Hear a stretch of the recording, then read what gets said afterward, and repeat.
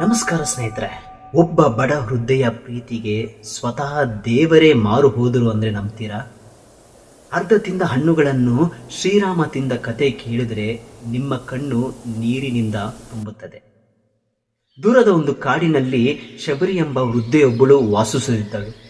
ಅವಳು ಬಡವಳು, ಯಾರೂ ಇಲ್ಲ. ಆದರೆ ಅವಳ ಹೃದಯದಲ್ಲಿ ತುಂಬಿದ್ದು ಒಂದು ಭಾವನೆ. ಆ ಭಾವನೆಯೇ ಭಕ್ತಿ. ತನ್ನ ಗುರು ಹೇಳಿದ ಮಾತು ಅವಳ ಬದುಕನ್ನೇ ಬದಲಿಸಿತು. ಒಂದು ದಿನ ಶ್ರೀರಾಮಚಂದ್ರ ಇಲ್ಲಿ ಬರ್ತಾರೆ. ಆ ದಿನದಿಂದ ಅವಳು ಪ್ರತಿದಿನ ಕಾಯಲು ಆರಂಭಿಸಿದಳು. ಬೆಳಿಗ್ಗೆ ಎದ್ದ ತಕ್ಷಣ ತನ್ನ ಗುಡಿಸಲನ್ನು ಸ್ವಚ್ಛ ಮಾಡುತ್ತಾಳೆ, ಹೂಗಳನ್ನು ಅಲಂಕರಿಸುತ್ತಾಳೆ. ಇವತ್ತು ರಾಮ ಬರ್ತಾರಾ ಎಂದು ಆಶೆಯಿಂದ ದಿನಗಳು ಕಳೆಯಿತು, ತಿಂಗಳು ಕಳೆಯಿತು, ವರ್ಷಗಳೇ ಕಳೆಯಿತು. ಆದರೆ ರಾಮ ಬರಲಿ.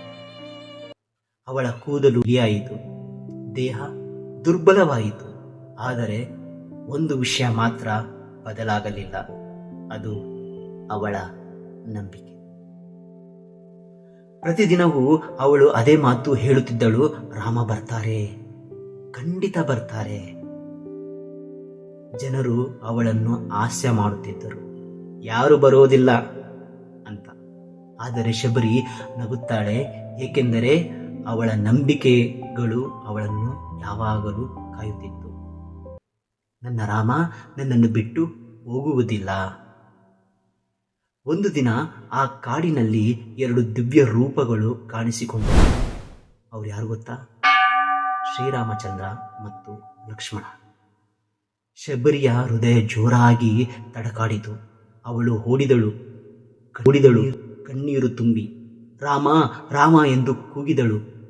ಅವಳು ವರ್ಷಗಳಿಂದ ಕಾಯುತ್ತಿದ್ದ ಕ್ಷಣ ಇವತ್ತು ಬಂದಿತು. ಆ ಸಂತೋಷದಲ್ಲಿ ಶಬರಿ ಹಣ್ಣುಗಳನ್ನು ತರಲು ಓಡಿದಳು. ಆದರೆ ಅವಳು ಮಾಡಿದ ಕೆಲಸ ನೋಡಿ ಲಕ್ಷ್ಮಣರಿಗೆ ಆಶ್ಚರ್ಯವಾಯಿತು. ಪ್ರತಿ ಹಣ್ಣನ್ನು ಮೊದಲು ಸ್ವಲ್ಪ ತಿಂದು ನೋಡುತ್ತಿದ್ದಳು. ಇದು ಸಿಹಿ ಇದೆಯಾ? ಇದು ರಾಮನಿಗೆ ಕೊಡಬಹುದಾ? ಹೀಗೆ ಅರ್ಧ ತಿಂದ ಹಣ್ಣುಗಳನ್ನು ರಾಮನಿಗೆ ಕೊಟ್ಟಳು. ಲಕ್ಷ್ಮಣರಿಗೆ ಕೋಪ ಬಂತು. ಆದರೆ ರಾಮನು ಅವುಗಳನ್ನು ಪ್ರೀತಿಯಿಂದ ತಿಂದರು. ಅವರು ಮುದ್ದಾಗಿ ನಗುತ್ತಾ ಹೇಳಿದರು, ಇವತ್ತಿನವರೆಗೆ ನಾನು ತಿಂದ ಹಣ್ಣುಗಳಲ್ಲಿ ಇವೇ ಅತ್ಯಂತ ಸಿಹಿಯಾದ ಹಣ್ಣು ಎಂದು. ಏಕೆಂದರೆ ಆ ಹಣ್ಣುಗಳಲ್ಲಿ ಇತ್ತು ಶಬರಿಯ ಪ್ರೀತಿ, ಅವಳ ನಂಬಿಕೆ ಮತ್ತು ಅವಳ ಭಕ್ತಿ. ಆ ದಿನ ಶ್ರೀರಾಮಚಂದ್ರ ಇಡೀ ಜಗತ್ತಿಗೆ ಒಂದು ಪಾಠ ಕಲಿಸಿದರು. ದೇವರು ಹಣ ನೋಡುವುದಿಲ್ಲ, ಸ್ಥಾನ ನೋಡುವುದಿಲ್ಲ. ದೇವರು ಯಾವಾಗಲೂ ನೋಡುವುದು ಹೃದಯದ ಶುದ್ಧತೆ ಮತ್ತು ಭಕ್ತಿ ಮಾತ್ರ.